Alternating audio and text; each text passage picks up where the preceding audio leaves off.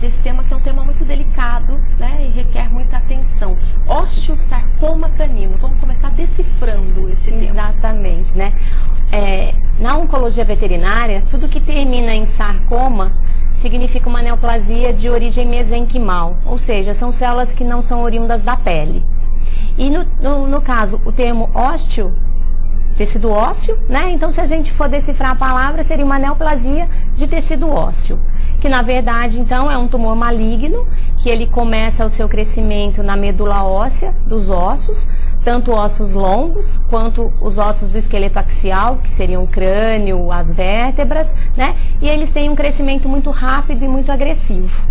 E se não for diagnosticado, logo no início, a gente tem complicações que podem até interferir na qualidade de vida e na sobrevida do animal. Bom, então para a gente entender, existem raças predispostas a terem esse problema e em quais situações, circunstâncias e idade, faixa etária esse problema acontece? Sim. Na verdade, as raças predispostas são todas aquelas raças de grande porte. Por quê? Porque ele o tumor ele começa a crescer no interior dos ossos. E os animais de grande porte, vamos dizer que eles crescem por mais tempo, né? Os animais menores, eles têm um crescimento menor, porque eles vão ficar com tamanho inferior. Então, esses animais de grande porte, justamente pela placa de crescimento, que são estruturas que ficam nas extremidades dos ossos, que são responsáveis pelo crescimento ósseo, elas ficam abertas por mais tempo. Porque é exigido, né, em função do crescimento normal do animal, né? E o que é um tumor, uma neoplasia? É um crescimento anormal de qualquer tecido. Então, como essa placa epifisária ela está aberta, então aquelas células estão se multiplicando numa intensidade maior para que o animal cresça, de uma maneira ou de outra, elas começam a ter um crescimento exagerado e a partir daí começa-se a formar o tumor. Então a gente diz que todas as raças de animais de grande porte, o que seria um animal de grande porte? É aquele animal, né, na nossa rotina hospitalar, o Rottweiler, o Dog alemão, o Bulldog, o Fila brasileiro, o Doberman, são animais grandes, né? Justamente por isso, por eles crescerem por mais tempo. Mas é hereditário? É hereditário, é hereditário. Não vamos falar hereditário, mas assim, ele tem uma origem genética, justamente por esse fato dessas células se multiplicarem com uma intensidade maior. Então, assim, e a idade são, normalmente, a manifestação clínica da doença se dá numa fase adulta, acima dos 5, 4 anos de idade. Mas essas células, elas já estão sensibilizadas, elas já estão crescendo de uma maneira anormal no interior dos ossos, desde uma fase precoce da vida do animal. Então, o ideal seria um acompanhamento, né, uma prevenção. Isso é possível, né, já desde ali acompanhamento desde pequenininho, ou não? Quando se percebe, pode já não dar mais tempo. É possível prevenir? Na verdade, prevenir não tem como. O que a gente preza muito é o diagnóstico precoce. Né? Então, assim, o tumor ósseo, como ele cresce de dentro para fora, existe uma superfície na extremidade dos ossos que a gente chama de camada cortical. É a mais externa dos ossos. E como ele cresce de dentro para fora, na hora que ele invade a camada cortical, o animal tem dor.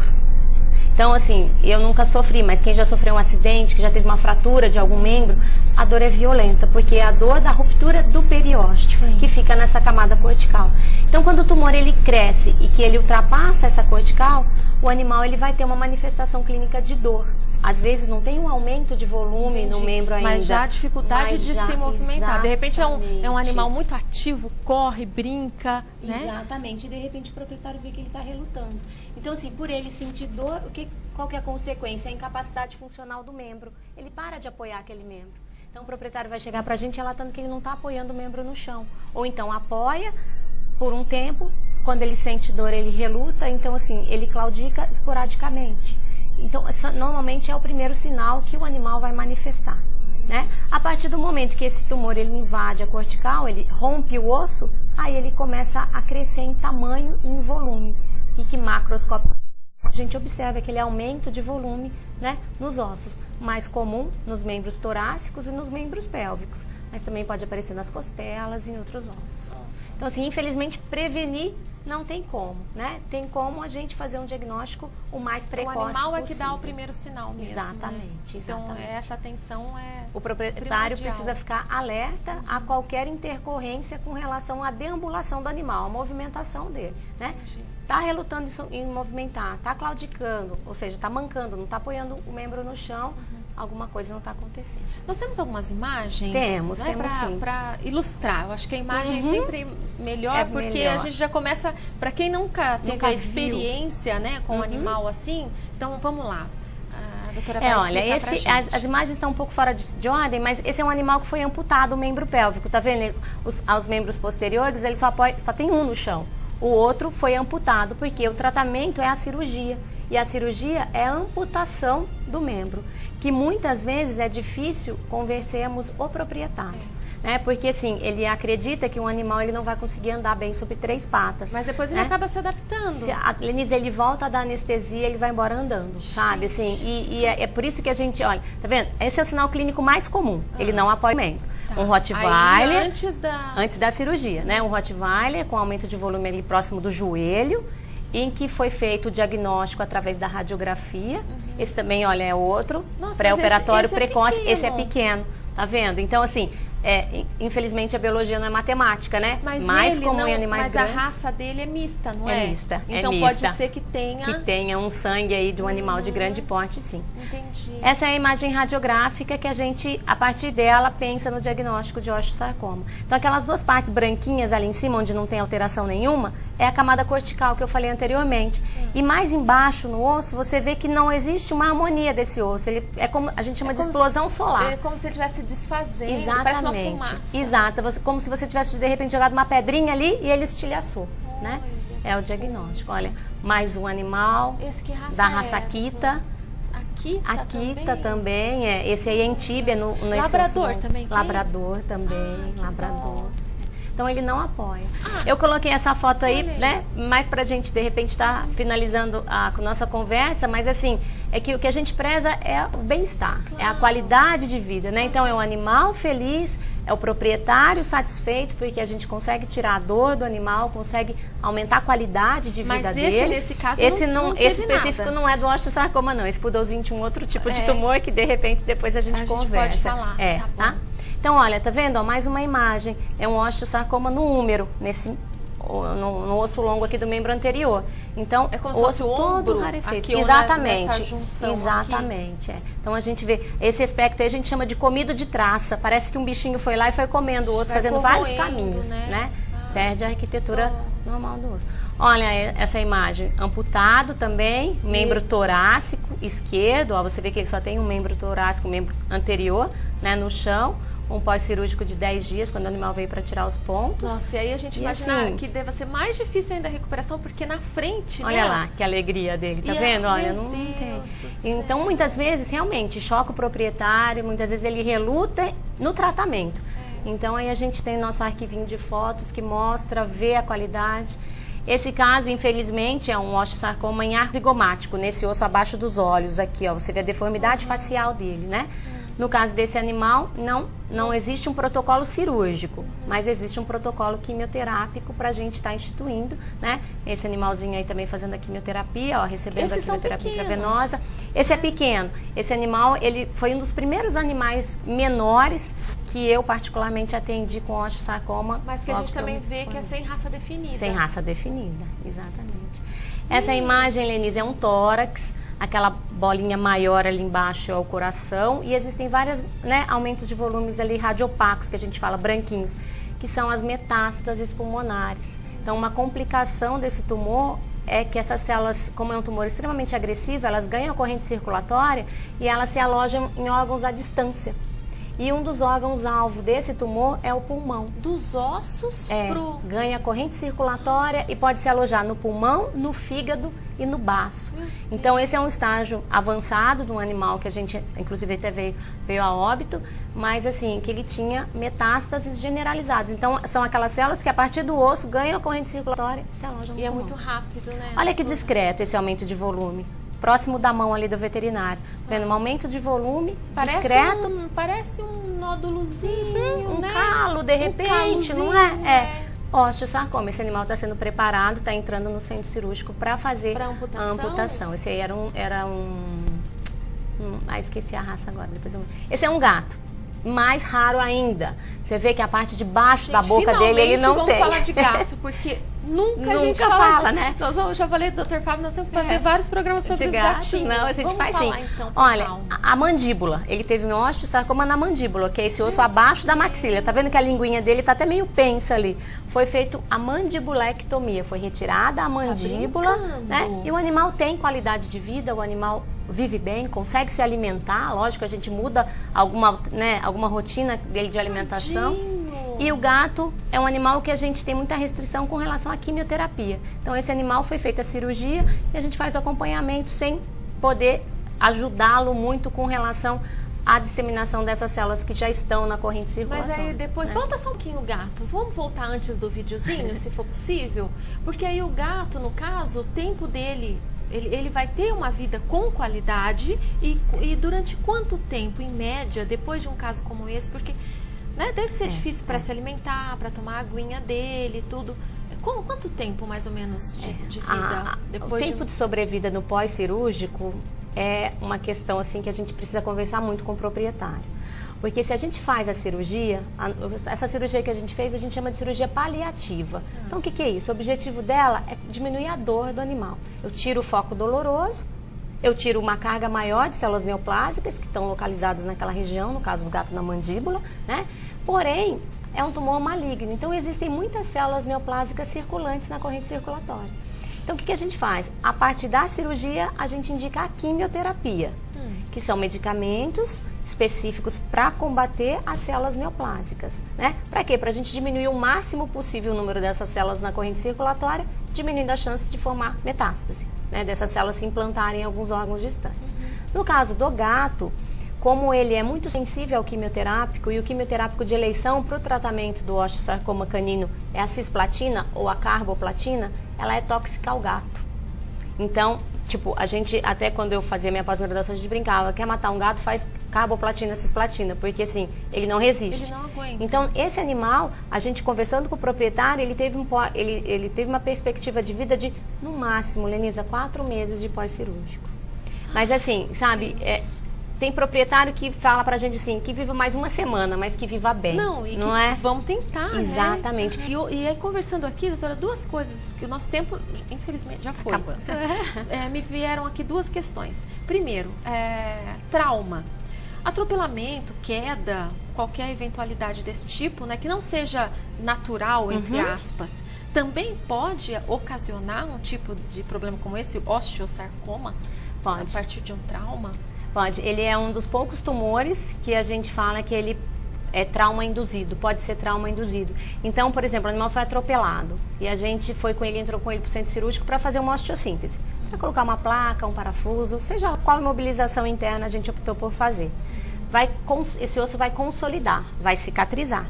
Durante a consolidação, a cicatrização, essas células crescem mais rápido. Imagina uma ferida aberta na pele, para acontecer a epitelização, né? Existe um crescimento celular. Assim também no tecido ósseo.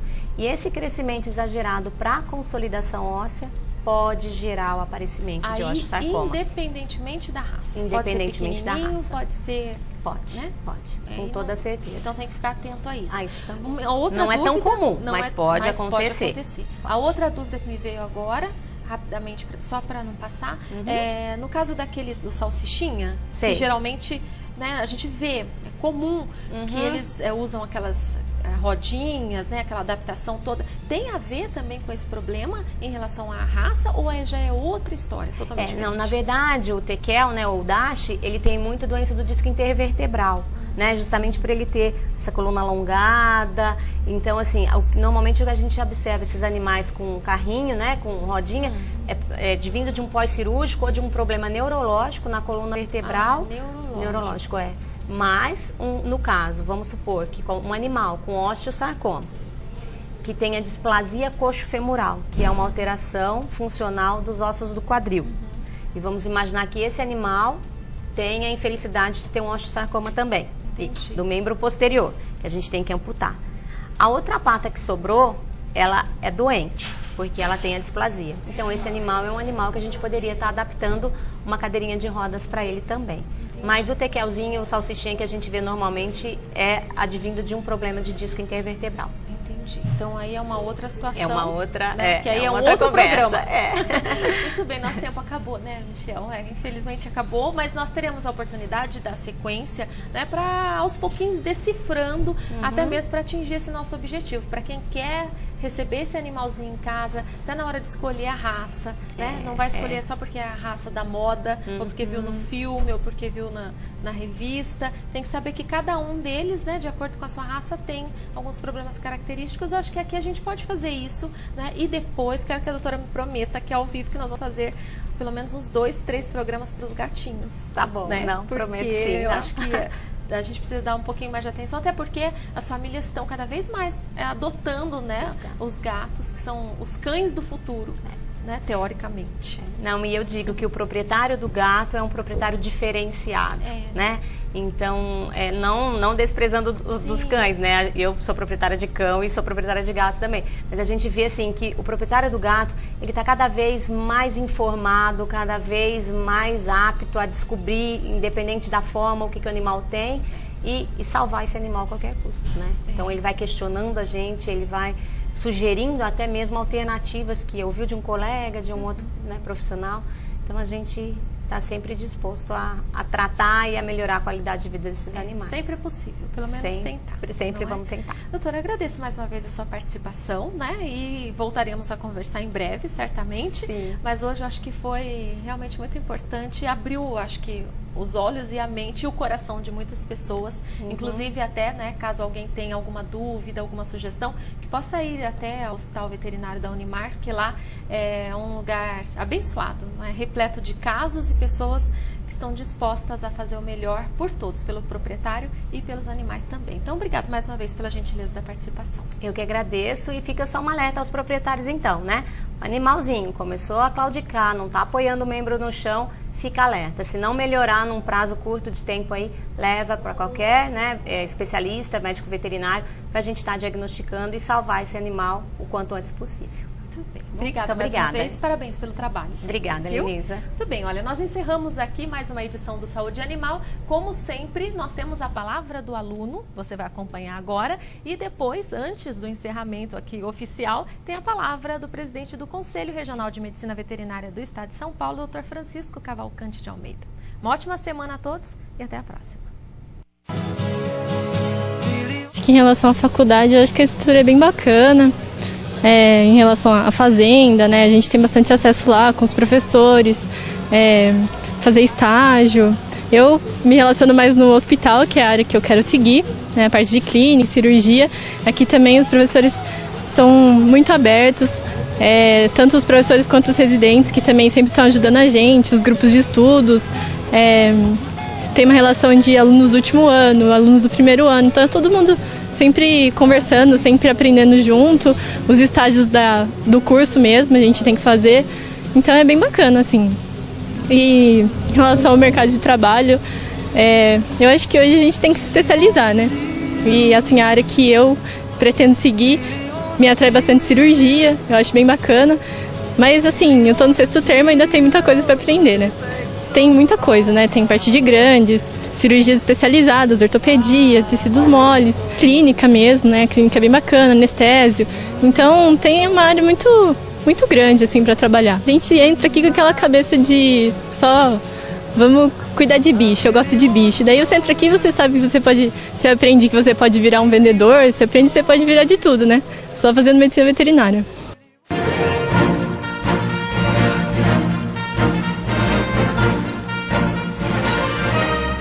Este ano é o Ano Mundial da Medicina Veterinária, declarado pelas organizações de saúde pública do mundo.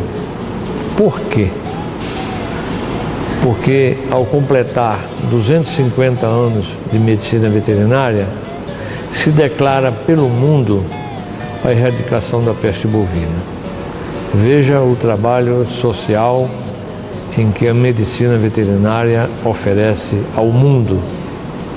numa doença, numa enfermidade que abateu rebanhos e rebanhos.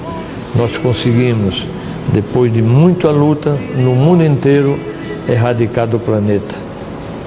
Esta é a missão do médico veterinário. Saúde animal. Oferecimento. Hospital Veterinário da Unimar. Apoio. Conselho Regional de Medicina Veterinária do Estado de São Paulo.